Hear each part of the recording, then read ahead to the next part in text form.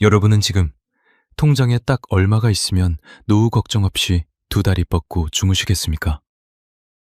누구는 5억은 있어야 한다. 또 누구는 최소 10억은 쥐고 있어야 사람 대접받는다고들 합니다. 세상 사람들은 말하죠. 70대 노부부가 품위 있게 살려면 한 달에 적어도 300만 원은 손에 쥐어야 한다고요. 그런데 여기 부부 합산 기초연금 60만 원만 받으면서도 세상 누구보다 당당하게, 아니 오히려 통장에 돈이 흘러넘쳐서 고민이라는 60대 부부가 있습니다. 기춘아, 너 정말 이대로 괜찮은 거냐? 그 쥐꼬리만한 돈으로 병원비는커녕 입에 풀칠이 나겠어? 우리가 좀 도와줄까? 오랜만에 만난 초등학교 동창놈들이 제 낡은 점퍼 차림을 위아래로 후보며 혀를 찹니다. 누구는 강남의 아파트가 두 채고, 누구는 대기업 임원으로 퇴직해서 국민연금만 200만 원 넘게 나온다며 어깨에 힘을 잔뜩 주더군요. 그때 저는 말없이 웃으며 그들의 화려한 보험 증서와 입만 열면 시작되는 자식, 자랑을 가만히 듣고만 있었습니다. 과연 저는 그날 그 자리에서 끝까지 비참하게 무시만 당했을까요? 아니면 반전의 한 방으로 그 잘난 친구놈들의 콧대를 단번에 꺾어버렸을까요? 성남 한복판에서 30년 넘게 문구점을 하다 빈손으로 쫓겨나듯 은퇴한 저 김성호이가 어떻게 통장에 돈이 마르지 않는 진짜 부자가 되었는지 지금부터 그 기막힌 비밀을 하나씩 꺼내보겠습니다. 동창의 자리는 겉보기엔 화려하기 그지없었습니다.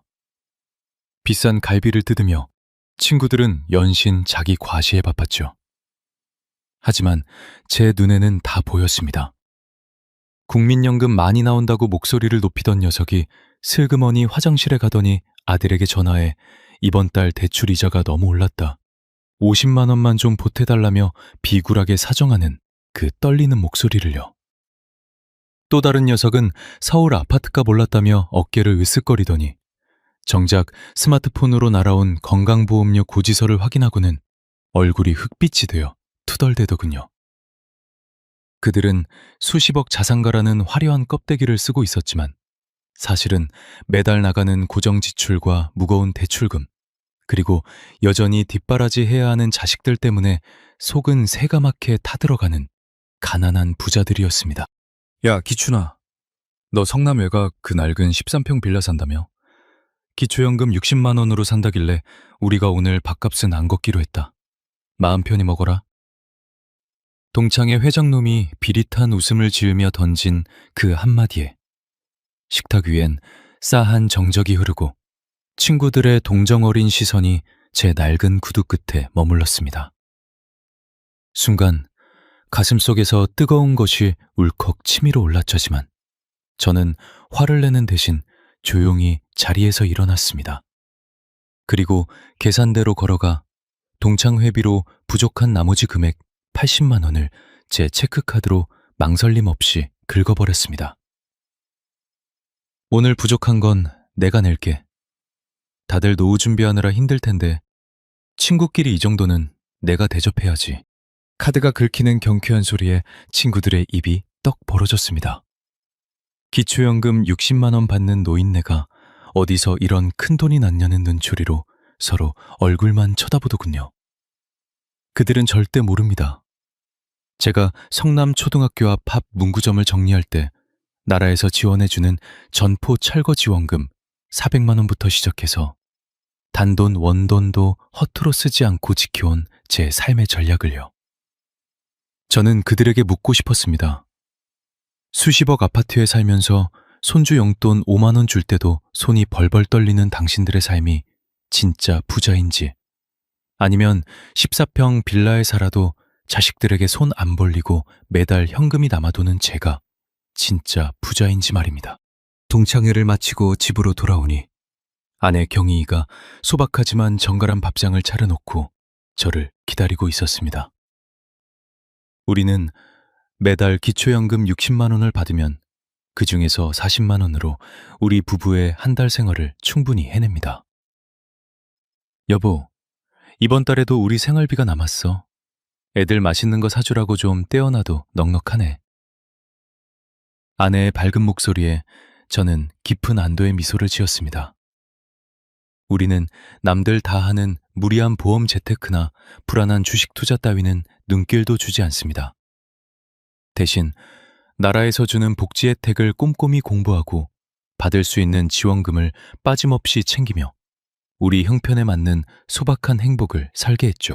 교사가 되어 제 앞가림 잘하고 있는 우리 아들, 딸이 매달 보내주는 감사의 편지와 가끔씩 쥐어주는 작은 용돈들이 이 통장 안에 차곡차곡 쌓여 이제는 웬만한 직장인 연봉보다 많은 현금이 보였습니다. 남들이 보면 궁상맞다고 손가락질할지 몰라도 저희는 이 1억짜리 전세 빌라에서 그 누구보다 단단하고 안전한 노후의 성을 쌓아가고 있습니다. 여러분, 혹시 지금 노후가 불안해서 매일 밤 잠을 설치고 계십니까? 가진 게 없어서 자식들 눈치가 보이고 잘 나가는 친구들 사이에서 자꾸만 자아지고 계신가요? 제가 오늘 이 자리에 선 이유는 딱 하나입니다. 돈이 없어서 불행한 게 아니라 돈을 다루는 법을 몰라서 불안한 것이라는 사실을 제 경험을 통해 꼭 알려드리고 싶었습니다. 국민연금 한 푼 준비 못했던 제가 어떻게 기초연금 60만 원만으로 동창회에서 가장 당당한 승자가 되었는지 그 비밀이 궁금하지 않으신가요? 오늘 제 이야기를 끝까지 들어보시면 여러분의 노후에 대한 생각은 180도 완전히 바뀌게 될 겁니다. 제가 결국 모든 것을 잃고 비참한 바닥으로 추락했을까요? 아니면 이 작은 빌라에서 기적 같은 풍요를 찾아냈을까요? 지금 바로 그 놀라운 반전의 여정을 시작합니다. 제가 성남의 한 초등학교 앞에서 문구점을 시작한 게 벌써 30년 전 일입니다. 그때는 정말이지 가게 문만 열면 돈을 긁어모으던 시절이었죠. 아침 일찍부터 알림장이니 준비물 사려는 애들이 교문 앞까지 줄을 섰고 수업이 끝나면 컵떡볶이 냄새에 홀려 학자지껄 떠들던 그 소리가 아직도 제 귀에 선합니다. 기춘인의 문구점은 그 시절 아이들에게는 세상에서 가장 큰 보물창고나 다름없었고 저에게는 두 자식 공부시키고 입히고 재우던 고마운 생명줄이었습니다. 학교 앞에서 애들 이름 하나하나 다 외워가며 누구야? 오늘은 준비물 잘 챙겼니? 하고 묻는 게 제 인생의 보람이자 하루의 전부였죠. 하지만 세월이라는 놈이 참 무심하게도 흐르더라고요. 어느 순간부터 아이들의 웃음소리가 하나 둘 줄어들기 시작하더니 학교 앞 골목이 썰렁해졌습니다. 예전에는 연필 한 자로 공책 한 권도 다 우리 집에서 사갔는데 이제는 다들 스마트폰으로 주문하거나 저 멀리 큰 길에 생긴 대형 프랜차이즈 매장으로 발길을 돌리더군요. 하루 종일 가게 문을 열어놔도 매출이 3만 원도 안 되는 날이 허다해졌습니다. 문제는 그 다음이었어요. 가게 매출은 곤두박질 치는데 임대료와 전기세는 한 달도 걸리지 않고 꼬박꼬박 나갔습니다.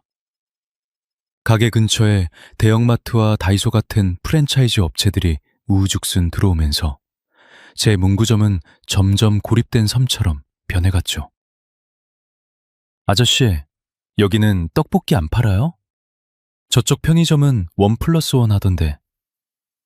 초등학생 아이가 던진 그 무심한 한마디가 제 가슴에 대못을 박았습니다. 30년 넘게 이 자리를 지켜온 제 자부심이 한순간에 무너져 내리는 기분이었죠. 사실 저도 머리로는 알고 있었습니다. 이제는 그만둘 때가 되었다는 걸요. 젊은 시절에는 바쁘다는 핑계로 보험 하나 제대로 가입하지 못했습니다. 노후 준비니 연금이니 하는 것들은 그저 돈 많은 남의 집 이야기인 줄로만 알고 살았죠. 그저 자식들 뒷바라지에서 번듯하게 키우는 게 부모의 도리인 줄 알고 제 노후는 까맣게 잊고 살았던 겁니다.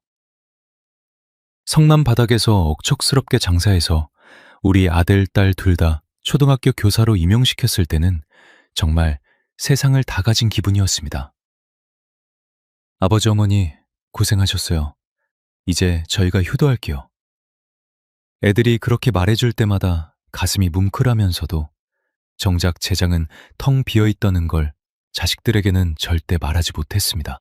모아둔 돈은 자녀들 결혼 자금과 임용고시 뒷바라지로 다 나갔고 남은 건 보증금 몇 천만 원과 처치 곤란한 낡은 재고들 뿐이었으니까요. 막상 해보니까요. 은퇴라는 게 생각처럼 아름답지 않더라고요. 은퇴를 결심하니 정말 눈앞이 캄캄해졌습니다.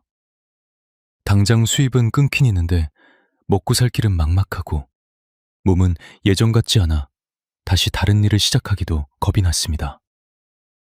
무엇보다 평생을 바치니 작은 공간을 정리해야 한다는 사실이 제 살점을 떼어내는 것처럼 아팠습니다.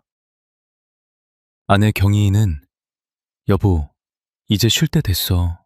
욕심 버리자.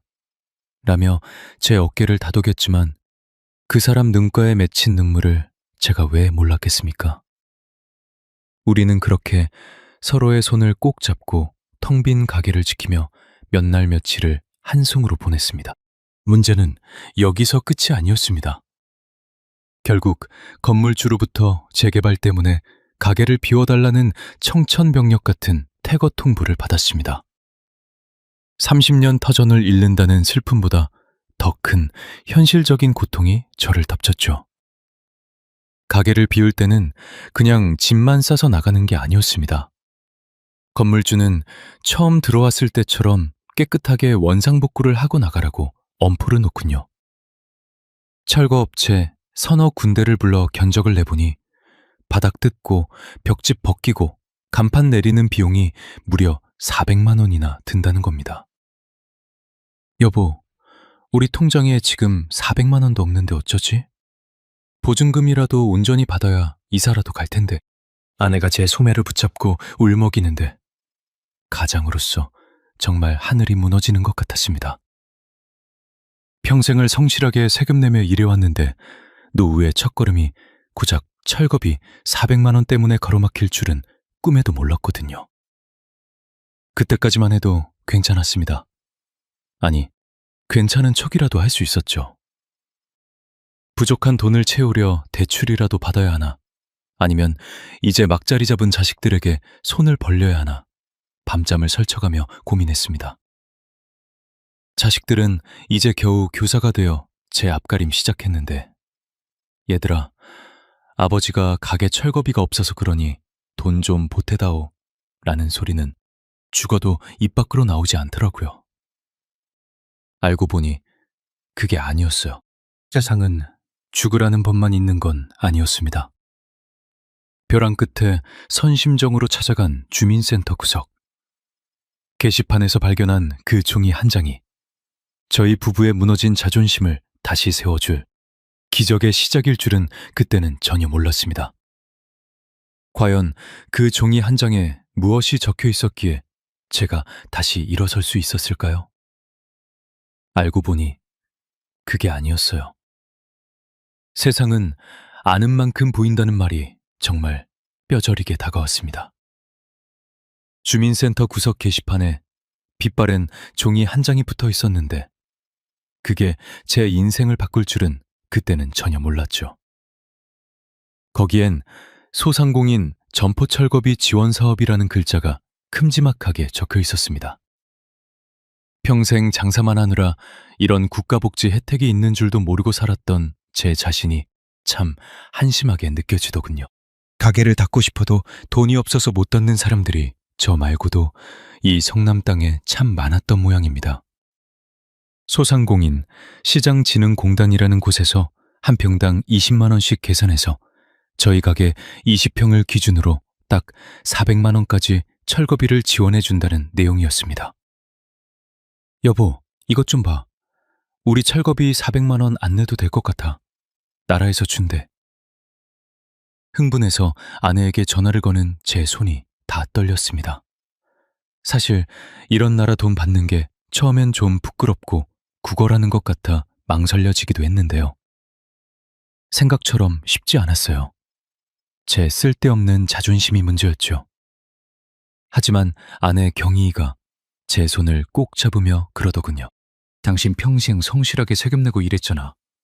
이건 나라가 당신 그동안 고생했다고 주는 마지막 퇴직금이야. 당당하게 받아. 그 말을 듣는데 목구멍이 뜨거워지면서 마음이 뻥 뚫리는 기분이었습니다. 문제는 그 다음이었어요. 서류가 왜 그리 복잡한지 무슨 인터넷으로 신청하라는데 눈앞이 캄캄하더군요. 희망 미턴 패키지라는 이름도 생소하고 컴퓨터 자판 하나 두드리는 것도 겁이 났습니다. 혹시 시청자 여러분 중에도 나라에서 준다는데 절차가 어려워서 포기하신 분 계신가요? 절대 그러지 마세요. 제가 해보니까 방법이 다 있더라고요. 저는 무작정 소상공인 시장진흥공단 성남센터로 직접 찾아갔습니다. 거기 있는 젊은 직원들이 제 사정을 듣더니 자기 일처럼 친절하게 하나하나 가르쳐 주더군요. 폐업 사실 증명서부터 임대차 계약서까지 제 30년 세월이 종이 몇 장으로 정리되는 기분이 참 묘했습니다. 중간에 서류가 미비해서 다시 준비해오라는 소리를 들었을 때는 솔직히 포기하고 싶었습니다. 그냥 대출이라도 받아서 치워버릴까 싶은 마음이 굴뚝 같았죠. 하지만 우리 아들, 딸에게 아버지가 돈이 없어서 가게도 못 치운다는 소리는 죽어도 하기 싫었습니다. 보험 해약해서 그 돈 메워야 하나 고민하며 잠 못 들던 밤들을 생각하며 이를 악물고 서류를 보충했습니다. 사장님, 요건이 다 맞으시네요. 곧 지원금 400만 원 입금될 겁니다. 고생하셨어요? 직원의 그 한마디가 마치 세상에서 가장 아름다운 노래처럼 제 귀가에 울려 퍼졌습니다. 나중에 알았는데요. 그 지원금 덕분에 재생돈 한 푼 안 들이고 원상복구를 깔끔하게 끝낼 수 있었습니다. 철거업체 사장님께 400만 원을 입금해드리고 나니 건물주도 군말 없이 보증금을 돌려주더군요. 덕분에 가게 보증금 3천만 원과 그동안 쥐어짜듯 모은 적금을 합쳐서 1위로 왔습니다. 성남 외곽의 조용한 13평 전세빌라. 누군가는 좁다고 비웃을지 모르지만 저희 부부에게는 이보다 더 아늑한 성채가 없습니다. 여보, 우리 이제 진짜 쉬는 거야? 우리 형편에 여기가 딱이다. 청소하기도 쉽고 13평이라 짐 놓을 것 없다고 걱정하던 경희이도 막상 짐을 풀고 나니 아늑하다며 환하게 웃더군요. 비록 국민연금 한 푼 준비 못한 채 부부 합산 기초연금 60만 원에 기대야 하는 불안한 시작이었지만 나라에서 준이 작은 지원금이 저희 부부에게는 다시 일어설 용기를 주었습니다. 하지만 여기서 끝이 아니었습니다. 보증금 조금이랑 매달 나오는 기초연금 60만 원만 가지고 어떻게 돈 걱정 없이 살 수 있냐고요. 주변 친구들은 너네 그러다 굶어 죽는다, 자식들에게 짐 된다며 혀를 찼지만 저는 확신이 있었습니다. 여기서 중요한 게 있어요. 노후의 부는 얼마나 많이 벌었느냐보다 얼마나 지혜롭게 지키느냐가 승패를 결정한다는 사실을요. 본격적으로 시작된 저희 부부의 60만 원 생활기. 그 속에 숨겨진 현금 부자의 비밀을 이제부터 하나씩 꺼내보겠습니다. 아마 여러분도 깜짝 놀라실 거예요. 성남 외곽 버스 종점 근처에 자리 잡은 23평짜리 전세 빌라가 우리 부부의 새로운 성체가 되었습니다. 30년 넘게 문구점을 하며 쌓아온 그 수많은 짐을 다 어쩌나 싶었는데 막상 버리고 나니 남는 건 옷 몇 가지와 이불, 그리고 낡은 밥상 하나뿐이더군요. 처음이 집에 들어섰을 때 아내 경희의 얼굴에는 복잡한 표정이 스쳐 지나갔습니다. 여보, 우리 정말 여기서 잘 살 수 있을까? 당신 평생 고생만 시켰는데 집까지 좁아져서 어떡해? 경희의 그 말에 저는 아무 대답 없이 아내의 손을 꽉 잡았습니다. 생각처럼 쉽지 않았어요. 평생을 바글바글한 아이들 틈에서 그리고 물건 가득한 창고 속에서 살다가 이렇게 텅 빈 거실에 앉아 있으니 귀가 멍멍할 정도로 적막하더라고요. 하지만 그 적막함이 싫지만은 않았습니다. 오히려 평생을 짓누르던 무거운 짐을 내려놓은 것 같은 기분이 들어 가슴 한구석이 시원해졌죠. 그런데요, 막상 살아보니까요. 집이 좁아지니 청소하는데 30분도 안 걸리고 난방 비며 수도 세며 구정적으로 나가는 돈이 확 줄어드는 게 눈에 보였습니다. 가장 큰 걱정은 역시 돈이었습니다. 가해 보증금 3천만 원과 그동안 쥐어자듯 모은 쌈지돈을 합쳐 이 집 전세금 1억을 간신히 맞췄거든요. 이제 우리 수중에 남은 현금은 거의 바닥이었고 믿을 건 매달 들어오는 부부 합산 기초연금 60만 원뿐이었습니다. 60만 원으로 어떻게 살아? 차라리 죽는 게 낫지. 동네 사람들은 저희 사정을 듣고 혀를 찼지만 저는 오히려 이 60만 원이라는 숫자에 집중하기 시작했습니다. 이게 나라에서 주는 마지막 기회이자 우리 인생의 마지막 시험지라는 생각이 들었거든요. 우선 제일 먼저 한 일은 불필요하게 새나가는 돈의 구멍을 막는 것이었습니다. 아내와 함께 밥상머리에 앉아 돋보기를 쓰고 고지서들을 하나하나 살폈죠. 알고 보니 그게 아니었어요. 우리가 그동안 얼마나 많은 돈을 헛되이 쓰고 있었는지 가계부를 적어보니 금방 알겠더라고요. 제일 먼저 손댄 건 바로 보험이었습니다. 당신, 이거 벌써 20년째 넣고 있는데 해약하면 손해하냐? 경희이가 걱정스러운 듯 물었지만 저는 반호했습니다. 지금 당장 먹고 살 돈이 없는데 나중에 아플 때를 대비해서 매달 수십만 원씩 보험료로 내는 건 앞뒤가 맞지 않았거든요. 우리는 당장 생계에 지장이 없는 선에서 보장 내용은 줄이고 납입료는 최소화하는 방향으로 보험을 리모델링했습니다. 거기에 더해 건강보험료 조정도 신청했습니다. 지역가입자로 전환되면서 재산 점수가 어떻게 책정되는지 주민센터와 공단을 집요하게 찾아가 물었죠.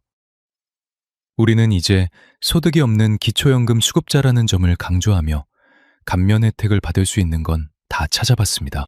여기서 중요한 게 있어요. 귀찮다고 혹은 부끄럽다고 가만히 있으면 아무도 챙겨주지 않는 게 바로 나라에서 주는 복지 혜택입니다. 저희는 통신비 할인부터 시작해서 고령자 전용 교통카드 발급까지 나라에서 지원해주는 지원금 성격의 혜택들을 뒤졌습니다. 그렇게 고정 지출을 20만 원 선으로 맞추고 나니 나머지 40만 원이 오롯이 우리 부부의 생활비가 되었습니다. 하루에 딱 13,000원 꼴이죠. 여러분, 13,000원으로 2명의 식사가 가능할까요? 처음엔 막막했지만 아내 경희이의 알뜰함이 빛을 발하기 시작했습니다. 매일 아침 우리는 버스 종점 근처 산책로를 걷습니다. 돈 한 푼 안 들지만 공기는 어느 강남 아파트 단지보다 맑고 시원하죠. 산책을 마치고 돌아오는 길에는 동네 작은 시장에 들러 마감 직전에 떨리로 파는 채소들을 삽니다. 여보, 오늘 콩나물 2봉지에 1,000원이래. 이걸로 오늘 국도 끓이고 무침도 하자.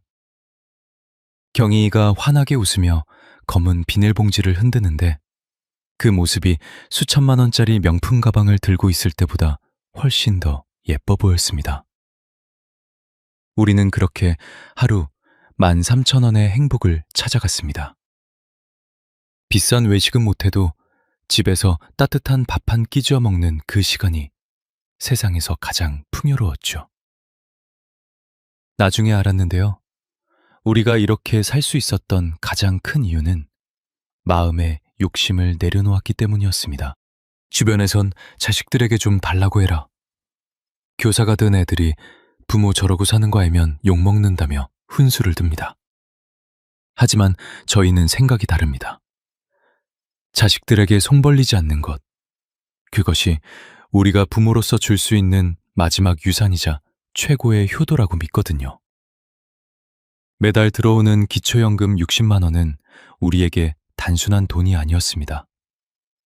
이건 우리가 세상에 당당하게 서 있을 수 있게 해주는 최소한의 자존심이자 나라가 보장해주는 든든한 보호막이었습니다. 그런데요, 말입니다. 이렇게 평화롭기만 하던 우리 생활에 예상치 못한 폭풍이 몰아치기 시작했습니다. 그 폭풍은 다름 아닌 우리가 그토록 자랑스러워하던 자식들로부터 시작되었죠. 평생 정직하게만 살아온 저희 부부의 뒤통수를 치는 기막힌 사건이 터지고 만 겁니다. 아버지, 죄송해요. 그런데 이번에는 정말 아버지가 도와주셔야 해요.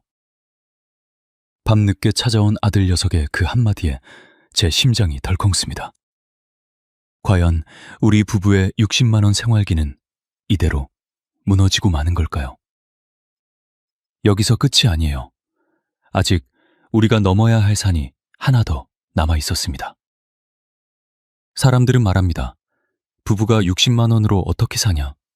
숨만 쉬어도 나가는 돈이 얼마인데. 하지만 저희 부부는 이 60만 원을 단순한 생활비가 아니라 우리 인생의 마지막 종자돈이라고 생각하기로 했습니다. 가장 먼저 시작한 건 돈의 흐름을 바꾸는 것이었습니다. 성남 시내를 돌아다니며 우리처럼 나이 든 사람들이 누릴 수 있는 복지 혜택이 뭐가 있는지 사이 뒤졌죠. 나중에 알았는데요. 우리가 몰라서 못 찾아먹는 나라 돈이 생각보다 정말 많더라고요. 가장 먼저 통신비부터 감면받았습니다. 기초연금 수급자라고 하니 매달 나오던 휴대폰 요금이 확 줄어들더군요. 여기에 성남시에서 운영하는 시니어 전용 교통카드를 발급받으니 지하철 요금 걱정도 사라졌습니다. 생각처럼 쉽지 않았어요. 처음엔 주민센터 가서 나 이런 거 혜택 좀 받으러 왔다고 말하는 게 왜 그리 쑥스럽고 자존심 상하던지. 하지만 아내 경희이가 제 손등을 토닥이며 말했습니다. 여보, 이건 구걸이 아니라 우리가 평생 성실하게 일해온 보상이야. 당당해지자고. 그날 이후 저는 매일 아침 지역 소식지를 정독하는 게 하루의 시작이 되었습니다. 저는 30년 넘게 문구점을 운영하며 산전수전 다 겪은 사람 아닙니까? 그 경험이 노후에는 아주 큰 무기가 되더라고요. 어느 날 소상공인 시장진흥공단 홈페이지를 보다가 저처럼 폐업을 경험했거나 어려움을 겪는 상인들을 돕는 자문 프로그램이 있다는 걸 알게 됐습니다. 제가 가게를 정리하며 도움받았던 그 지원금 정보부터 어떻게 하면 손해 안 보고 원상복구를 하는지 제 노하우를 나누기 시작했죠. 알고 보니 그게 아니었어요. 나이 먹었다고 집에서 손주나 기다리는 게 인생의 전부는 아니었습니다. 제 조언 한마디에 고마워하는 젊은 사장님들을 보며 제 가슴이 다시 뛰기 시작했거든요. 비록 큰 월급은 아니지만 한 번씩 나가는 상담 활동비가 우리 통장에 단비처럼 꽂혔습니다. 이 돈은 기초연금 60만 원과는 별개로 우리 부부에게 우리는 아직 쓸모 있는 사람이라는 자신감을 선물해 주었습니다. 아내 경희이도 가만히 있지 않았습니다. 평생 아이들과 씨름하던 솜씨로 동네 복지관에서 아이들 예절 교육 봉사를 시작했죠. 봉사 점수도 쌓이고 소정의 활동비도 받으니 우리 부부의 한 달 현금 흐름은 조금씩 불어나기 시작했습니다. 우리는 매달 들어오는 60만 원에서 고정 지출을 떼고 남은 돈을 무조건 저축했습니다.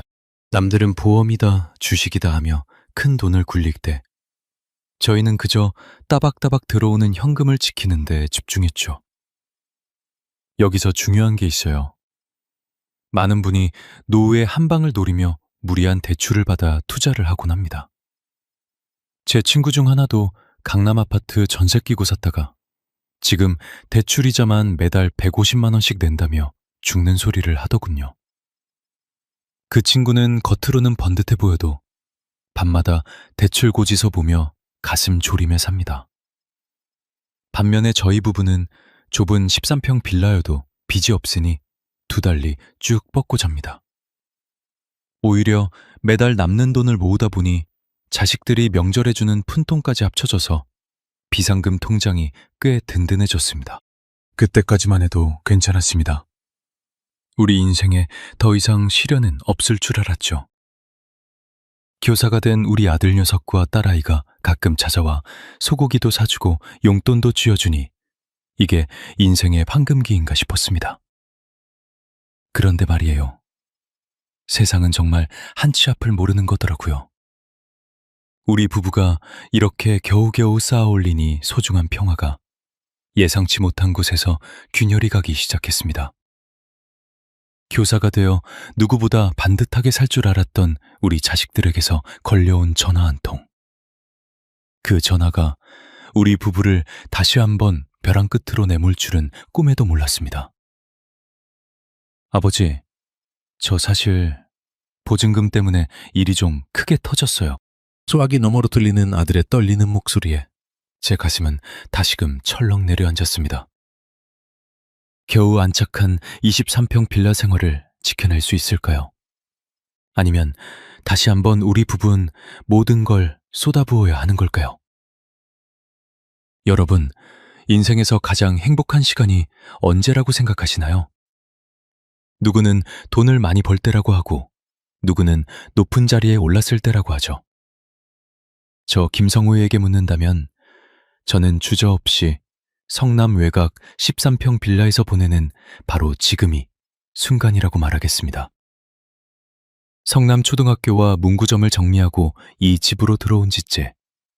처음엔 부부 합산 기초연금 60만 원으로 어떻게 사나 싶어 잠 못 들던 밤도 많았습니다. 하지만 인간은 적응의 동물이라더니 살다 보니 60만 원이 주는 마법 같은 평화가 있더라고요. 생각처럼 쉽지 않았어요. 하지만 욕심을 한꺼풀 벗겨내니 보이지 않던 것들이 보이기 시작했습니다. 아침이면 아내 경희와 함께 버스 종점 근처 산책로를 걷습니다. 공짜로 즐기는 이 맑은 공기와 숲내음이 수억 원짜리 회원권보다 낫다는 걸 이제 알았습니다.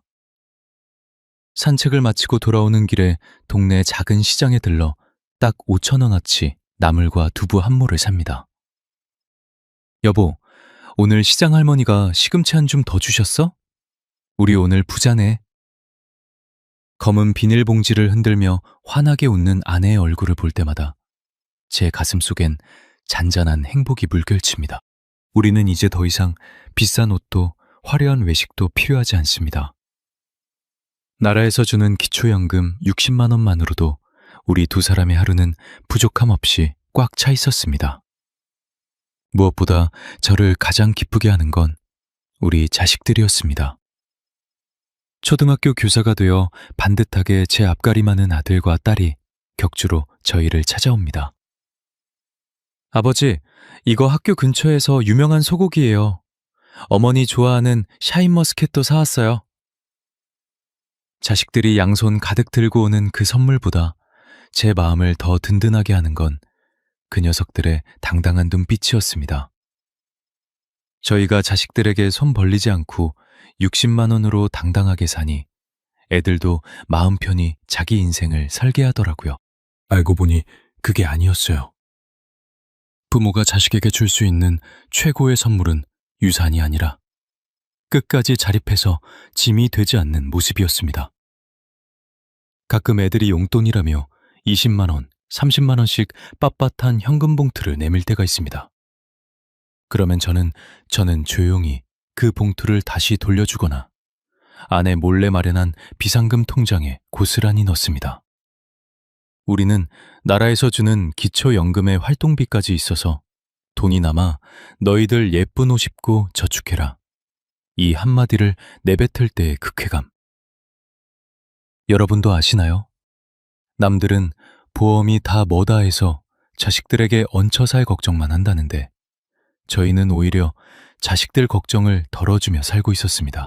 저희 부부의 통장에는 기초연금 외에도 제가 소상공인 컨설팅 활동으로 버는 소소한 수당과 아내의 봉사활동비가 쌓여가고 있었습니다. 그 돈을 모아 가끔 자식들 몰래 손주들 장난감을 사주거나 아내와 가까운 곳으로 온천 여행을 다녀오기도 했죠. 이게 바로 제가 꿈꾸던 노후의 완성형이었습니다. 어느덧 제 통장에는 비상금 명목으로 모아둔 돈이 3천만 원을 넘어섰습니다. 30년 문구점 인생을 통틀어 가장 마음 편하게 모은 돈이었죠. 기초연금 60만 원으로 생활비를 쓰고 나머지 수입은 고스란히 저축한 결과였습니다. 여보, 우리 이제 진짜 걱정 없겠다. 나중에 아파도 자식들 고생 안 시키고 이 돈으로 해결하면 되겠어. 경희이가 제 어깨에 머리를 기대며 말했습니다. 창밖으로는 붉은 노이 아름답게 물들고 있었고 텔레비전에서는 은은한 클래식 음악이 흘러나왔습니다. 우리는 정말 우리가 노후의 모든 파도를 다 넘어온 줄로만 알았습니다. 보험도 든든하게 정리했고 빚은 한 푼도 없으며 통장엔 현금이 쌓이고 자식들은 효도를 하니까요. 세상에 이보다 더 완벽한 노후가 어디 있겠습니까? 저는 그날 밤 아내와 맥주 한 잔을 나누며 정말 오랜만에 단잠에 들었습니다. 내일도 오늘 같은 평화가 계속될 것이라고, 우리 인생의 시련은 이제 모두 끝났다고 굳게 믿으면서 말이죠. 그런데요, 말입니다. 인생은 정말 알다가도 모를 일이더라고요. 가장 평화롭다고 생각한 순간, 가장 믿었던 곳에서 예상치 못한 배신이 시작되었습니다. 평생을 정직하게 교사로만 살아온 우리 아들이, 그 반듯하던 아들이 눈물 범벅이 된 얼굴로 저희 집 문을 두드린 건 그로부터 딱 사흘 뒤였습니다. 아버지, 저 어떡하죠? 저 진짜 다 잃게 생겼어요. 아들의 그 처절한 목소리가 우리 부부의 13평 낙원을 산산조각 내버렸습니다. 과연 우리 부부의 60만 원 기적은 여기서 끝나는 걸까요? 여기서 끝이 아니었습니다. 진짜 위기는 이제부터 시작이었습니다. 그런데 말입니다. 인생은 제 편이 아니었습니다.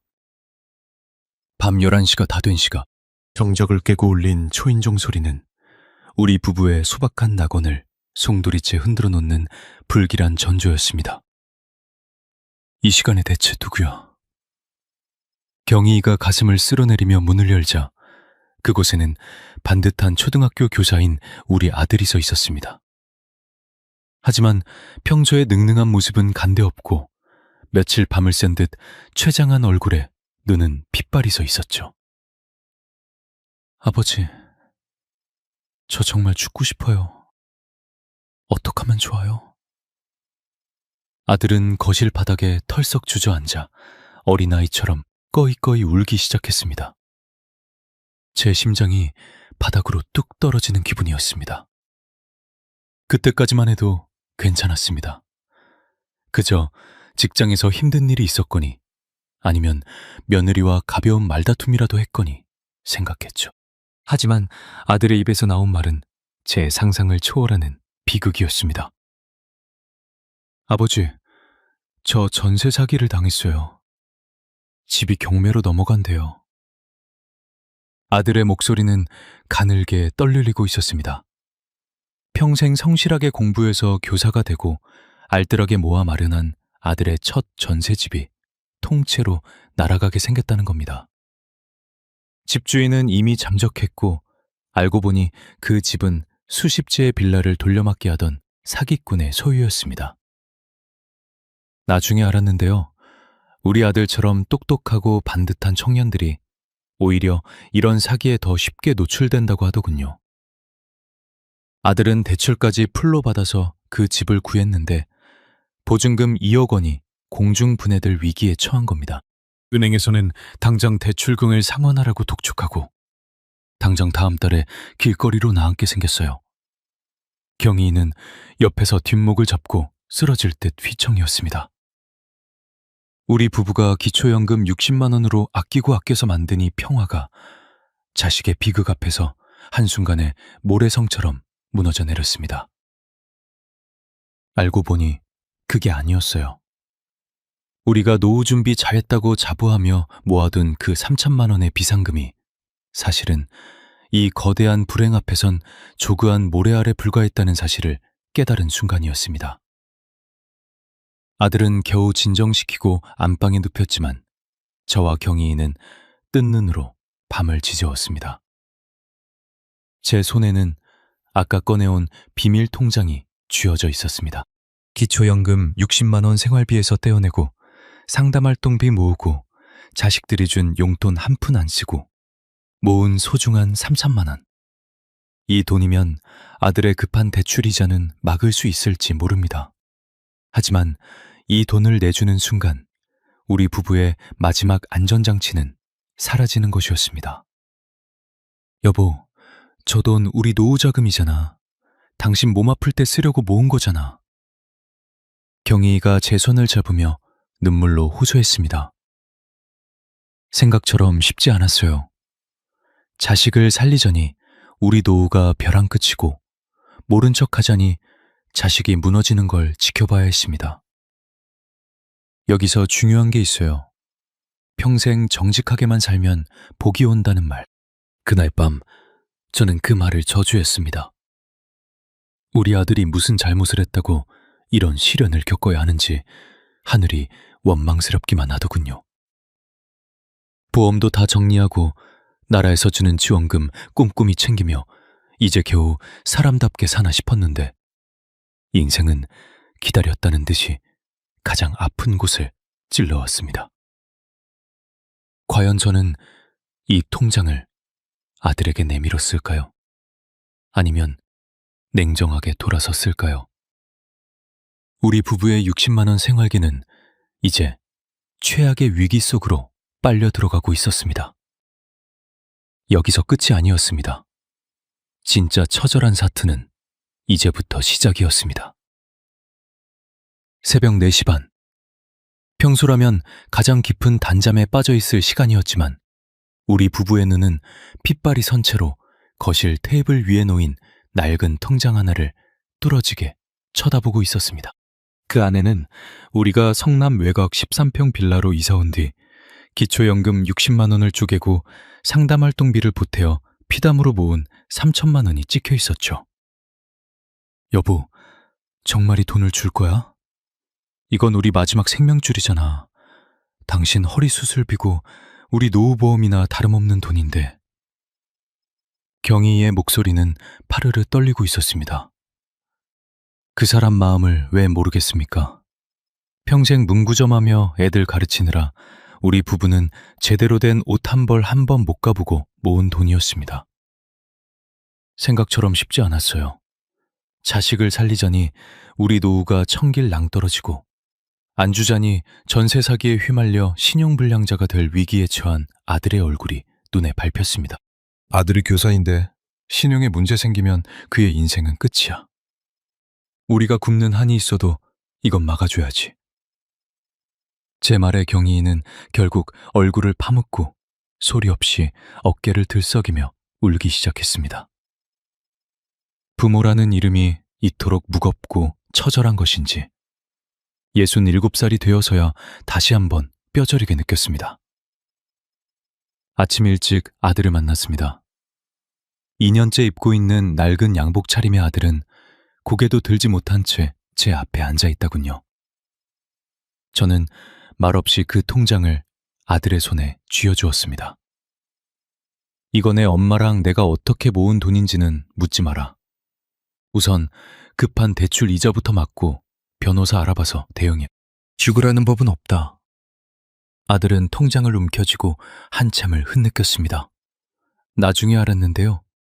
전세 사기 피해자 모임에 나가보니 아들 같은 청년들이 수백 명이나 된다고 하더군요. 똑똑한 교사 아들이라고 자부했는데 법은 오히려 사기꾼들의 편인 것 같아 가슴이 미어지는 것 같았습니다. 그런데 말입니다. 이 3천만 원만 주면 모든 게 해결될 줄 알았습니다. 하지만 현실은 제 예상보다 훨씬 더 가혹하고 냉정했습니다. 그날 오후 지방에서 근무하던 딸아이에게서 전화가 온 겁니다. 아버지 오빠 소식 들었어요. 그런데 저도 사실 이번에 빌라 전세 재계약하면서 보증금을 올려달라는데 수중에 돈이 없어요. 하늘이 노랗게 변한다는 말이 무엇인지 그때 처음 알았습니다. 아들은 사기로 무너지고 딸은 치솟는 전세금에 허덕이는 현실. 우리 부부가 60만 원으로 일궈내니 작은 평화가 자식들의 거대한 불행 앞에선 한낱 종이에 불과했다는 사실에 무력감이 저를 덮쳤습니다. 아들에게 모든 것을 내어주고 돌아오는 길, 제 갑에는 단돈 15,000원만이 남았습니다. 우리 부부의 비상금은 이제 0원이 되었고 다시 우리는 오로지 기초연금 60만 원에만 의지해야 하는 처지가 된 거죠. 공원 벤치에 앉아있자니 지나가는 사람들이 저를 치근하게 보는 것 같아 고개를 들 수 없었습니다. 알고 보니 그게 아니었어요. 자식에게 다 퍼주는 게 부모의 미덕인 줄 알았는데 막상 모든 걸 내주고 나니 당장 내일 우리 부부의 약값이며 생활비가 공포로 다가왔습니다. 여기서 중요한 게 있어요. 노후의 자식 리스크가 무섭다는 말 남의 일인 줄만 알았습니다. 하지만 막상 닥치고 나니 이건 전쟁이더군요. 보험이라도 살아있었으면 약값 걱정이라도 덜 텐데 생활비 아낀다고 다 정리해버린 제 결정이 처음으로 후회되었습니다. 기춘아, 너 지금 잘하고 있는 거냐? 허공에 대고 스스로에게 물었지만 돌아오는 건 차가운 바람뿐이었습니다. 그때였습니다. 뻔뻔하게도 동창의 회장놈에게서 문자가 오더군요. 야, 지난번에 내가 쏜 밥값 너무 잘 먹었다. 이번 주말에 골프 한 게임 어때? 그 문자를 보는데 허두음이 터져 나왔습니다. 그들은 제가 통장에 돈이 넘쳐나는 줄 알고 있겠죠? 현실은 단돈 10,000원 한 장 쓰는 것도 손이 떨리는 처지인데 말입니다. 하지만 여러분, 제가 여기서 무너졌을까요? 아니요. 저는 오히려 주먹을 꽉 쥐었습니다.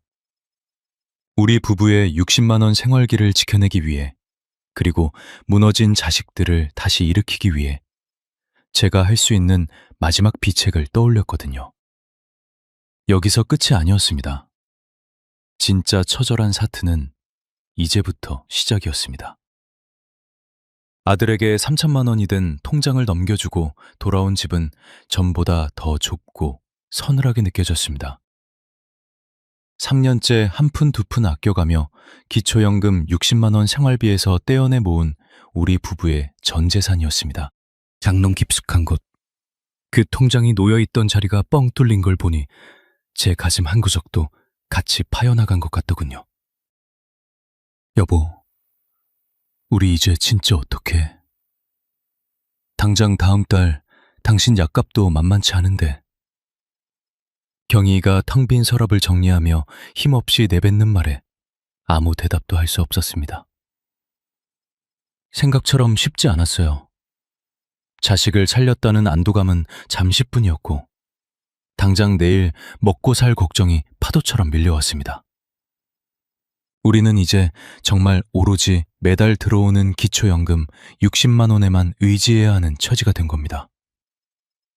그 흔한 보험 하나 들어놓지 않은 채 모든 걸 자식에게 쏟아부은 대가는 혹독했습니다. 혹시 시청자 여러분 중에도 저처럼 자식 일이라면 앞뒤 안 가리고 다 퍼주시는 분 계신가요? 그 마음은 알지만 막상 수중에 현금 한 푼 없게 되니 공포가 온몸을 감싸더군요. 아들 이을 수습하자마자 터진 딸아이의 전화는 제 숨통을 완전히 조여왔습니다. 아버지 집주인이 전세금을 2천만 원이나 올려달래요. 오빠 일은 들었지만 저도 당장 길거리에 나앉게 생겼어요. 수화기 너머로 들리는 딸의 울먹이는 목소리에 제 심장은 갈이 찢어지는 것 같았습니다. 평생 초등학교 교사로 반듯하게 살라고 가르쳤는데 정작 그 반듯한 직업을 가진 자식들이 돈 때문에 울고 있었습니다. 하지만 저에게는 이제 남은 돈이 단돈 10,000원 한 장도 없었습니다. 미안하다, 아버지가. 지금은 정말 방법이 없구나.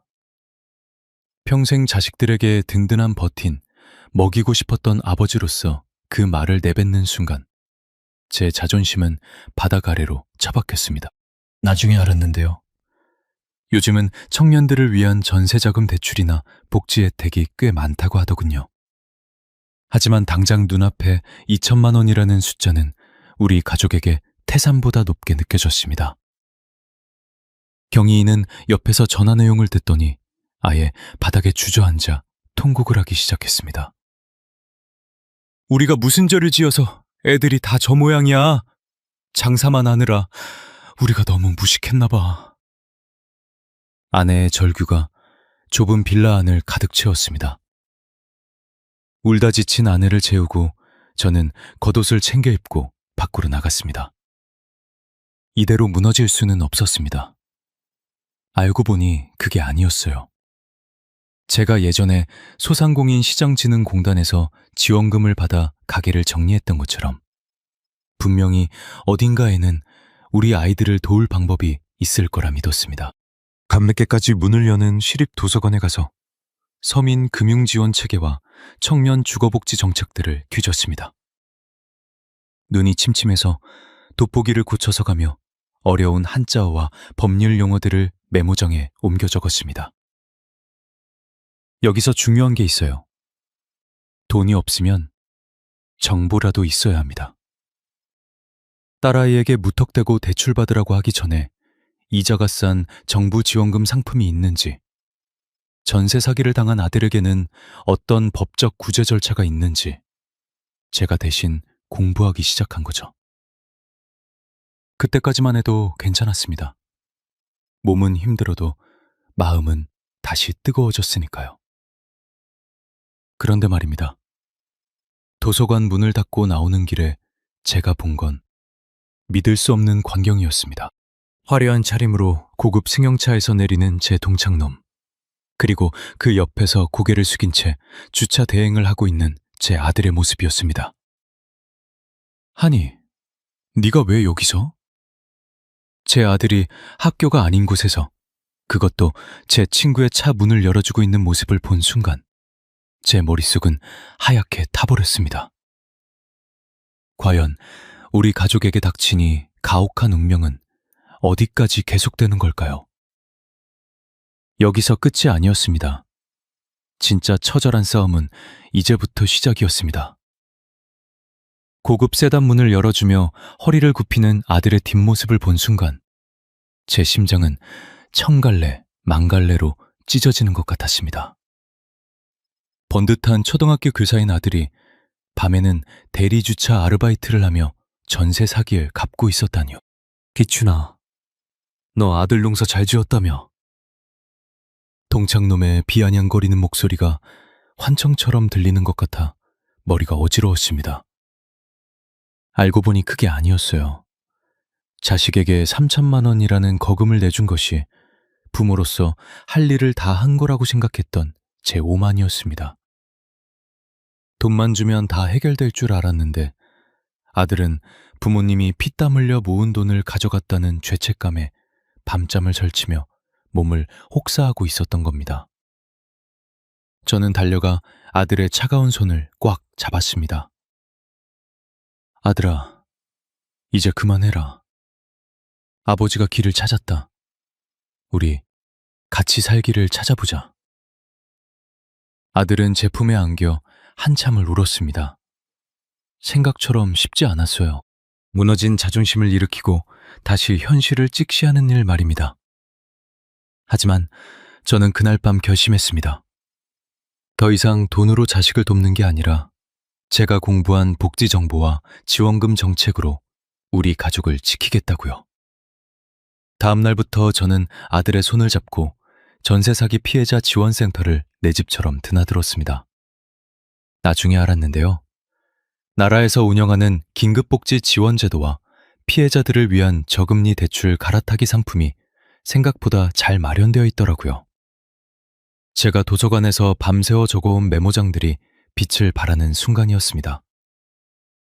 아들은 전문가들의 상담을 받으며 법적인 대응 절차를 밟기 시작했고, 덕분에 앞길이 캄캄하던 빚 북촉에서 조금씩 벗어날 수 있었습니다. 지방에 있는 딸라이에게도 전화를 걸었습니다.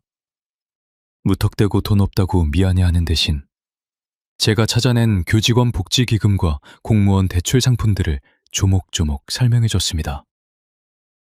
아빠, 이런 게 있는 줄 몰랐어요. 덕분에 한숨 돌릴 수 있을 것 같아요. 딸의 밝아진 목소리를 들으니 그제야 제 가슴을 누르던 바위 덩어리가 내려가는 것 같더군요. 여기서 끝이 아니에요. 우리 부부의 생활도 다시 정비하기 시작했습니다. 단돈 10,000원 한정이 아쉬운 상황이었지만 오히려 마음은 그 어느 때보다 단단해졌습니다. 수많은 폭풍우가 지나가고 우리 부부는 다시 성남 외곽 13평 빌라의 일상으로 돌아왔습니다.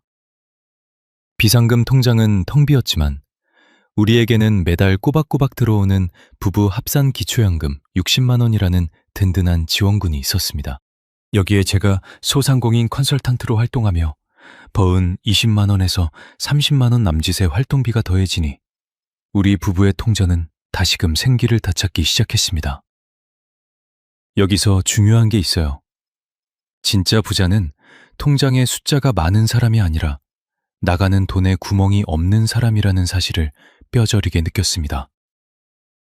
우리는 비싼 보험 대신 꾸준한 운동으로 건강을 챙기고 화려한 취미 대신 동네 도서관에서 지식을 쌓으며 마음의 허기를 채웠습니다. 아들은 이제 밤에 아르바이트를 하지 않습니다. 대신 학교 일에 집중하며 차근차근 빚을 갚아나가고 있고, 딸도 무사히 재계약을 마치고 안정적인 교사 생활을 이어가고 있죠. 우리 부부의 60만 원 생활은 남들이 보기엔 여전히 가난해 보일지 모릅니다. 하지만 우리는 압니다. 빚고 걱정 없고 내일 먹을 쌀과 나라에서 주는 연금이 있다는 게 얼마나 큰 축복인지를요. 생각과 완전히 달랐습니다. 100평짜리 아파트에 살아도 자식 걱정에 밤잠 설치는 친구들보다 13평 빌라에서 아내와 된장찌개 끓여 먹는 제가 훨씬 더 풍요롭다는 사실을 말입니다. 이제야 저는 진짜 인생의 정착지에 도달한 기분입니다. 여러분, 오늘 제 파란만장한 이야기를 들으시면서 어떤 생각이 드셨나요?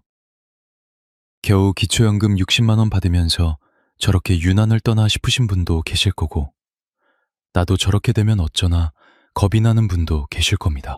성남 초등학교 앞에서 30년 넘게 문구정을 하며 아이들 쿠묻든 돈 모아 자식들 뒷바라지했던 저 김성우이가 인생의 황혼기에 접어들어 뼈저리게 느낀 진실을 이제는 가감없이 말씀드려야 할 것 같습니다. 가장 먼저 드리고 싶은 조언은 노후의 부는 얼마를 가졌느냐가 아니라 어디로 새느냐를 잡는 것에서 시작된다는 사실입니다. 제 친구들 중에는 국민연금 200만 원 넘게 받고 강남에 아파트 지고 있는 녀석들도 많습니다. 그런데요, 알고 보니 그게 아니었어요. 겉으로는 회장님 소리 들으며 비싼 갈비를 뜯어도 속으로는 자식들 대출이자 대신 내주느라 매달 마이너스 통장을 쓰는 친구들이 태반입니다. 그들에 비하면 13평 빌라에 살며 빚 한 푼 없는 제가 훨씬 더 부자라는 걸 저는 은퇴하고 3년이 지나서야 깨달았습니다. 여러분, 지금 당장 여러분의 지갑에서 새어나가는 보험료와 불필요한 고정 지출부터 점검해 보세요. 그 구멍만 막아도 기초연금 60만 원은 결코 적은 돈이 아닙니다. 두 번째로 드리고 싶은 말씀은 정보가 곧 현금이라는 겁니다. 제가 가게를 정리할 때 소상공인 시장진흥공단에서 받은 점포 철거 지원금 400만 원을 기억하시나요? 그 돈이 없었다면 저는 보증금도 제대로 못 받고 거리로 다 앉았을 겁니다. 나라에서는 우리 같은 시니어들을 위해 생각보다 정말 많은 지원금과 복지 혜택을 준비해두고 있습니다. 하지만 입 벌리고 있다고 감이 떨어지지는 않더라고요. 여기서 중요한 게 있어요. 자존심 때문에 혹은 귀찮아서 주민센터나 구청 게시판을 멀리하지 마세요. 통신비 할인, 의료비 지원, 고령자 전용 일자리 활동비까지 하나하나 챙기면 그게 다 여러분의 통장을 채워주는 소중한 자산이 됩니다. 저희 부부도 처음엔 부끄러웠습니다. 하지만 당당하게 요구하고 혜택을 받는 것이야말로 평생 성실하게 세금을 내온 우리들의 권리라는 걸 잊지 마세요. 나중에 알았는데요. 저처럼 문구점이나 작은 구멍가게 하셨던 분들도 찾아보면 재기 지원이나 폐업 지원 프로그램이 정말 많습니다. 모르면 손해고 알면 돈이 되는 세상. 이제는 공부하는 시니어가 되어야 살아남을 수 있습니다. 마지막으로 가장 아픈 조언을 하나 더 부탁했습니다. 바로 자식 리스크에 대한 이야기입니다. 제 아들의 전세 사기 사건을 보며 여러분도 가슴이 철렁하셨을 겁니다. 부모 마음은 다 똑같죠. 내 자식이 울고 있으면 내 심장을 떼어줘서라도 살리고 싶은 게 인지상정입니다. 하지만 여러분, 냉정하게 말씀드리겠습니다. 자식에게 내 노후 자금을 다 털어주는 건 효도를 받는 길이 아니라 자식과 부모가 함께 침몰하는 길입니다. 찔리는 한마디 들릴까요? 자식에게 다 퍼주는 게 진짜 사랑이 아니라 끝까지 내 앞가림하며 자식에게 짐이 되지 않는 게 진짜 부모의 역할입니다. 제가 아들에게 통장을 내밀었을 때 아들이 기뻐했을까요? 아니요. 아들은 평생 그 돈의 무게에 눌려 죄책감이라는 감옥에 갇혀 살 뻔했습니다. 차라리 제가 공부해서 알려준 복지제도와 법적 구제 방법이 아들을 다시 일으켜 세운 진짜 힘이 되었습니다. 현금은 지키고 정보는 나누세요. 그래야 자식들도 당당해지고 부모도 비굴해지지 않습니다. 지금 여러분의 통장에 든 돈, 그건 여러분의 목숨줄입니다.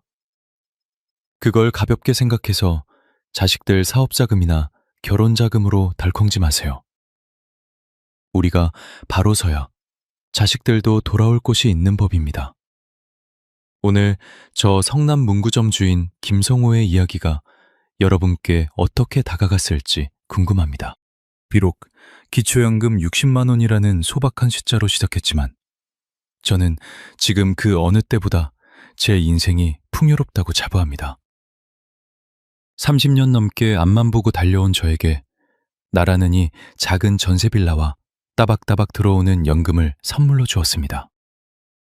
돈이 없어서 불행한 것이 아니라 돈을 지킬 지혜가 없어서 불안했던 지난 날들을 뒤로하고 저는 이제 매일 아침을 설렘으로 맞이합니다. 여러분도 하실 수 있습니다. 지금 당장 늦지 않았습니다. 내 노후를 위협하는 대출은 없는지, 자식에게 너무 많은 것을 의지하고 있지는 않은지 꼭 한번 돌아보시길 바랍니다. 오늘 제 사연에서 꼭 기억하셔야 할 3가지를 다시 정리해 드릴게요. 첫째, 보험과 고정 지출을 다이어트해서 통장에 구멍을 막으세요. 둘째, 나라에서 주는 지원금과 복지 혜택을 공부하고 꼼꼼히 챙기세요. 셋째, 자식에게 모든 것을 주지 말고 끝까지 자립하는 부모의 모습을 보여주세요. 이 3가지만 실천하셔도 여러분의 노후 통장에는 돈이 마르지 않을 겁니다. 오늘 제 이야기가 조금이라도 위로가 되고 도움이 되셨다면 구독과 좋아요 한 번씩만 꼭 눌러주세요. 여러분의 응원이 저 같은 시니어 작가들에게는 큰 힘이 됩니다. 그리고 주변에 노후 때문에 고민하는 친구분들이 계신다면 이 영상을 꼭 공유해 주세요. 여러분의 남은 인생이 저처럼 당당하고 행복한 현금 부자의 삶이 되기를 진심으로 응원합니다. 긴 시간 함께 해주셔서 정말 감사합니다. 오늘도 평안하고 행복한 하루 되십시오.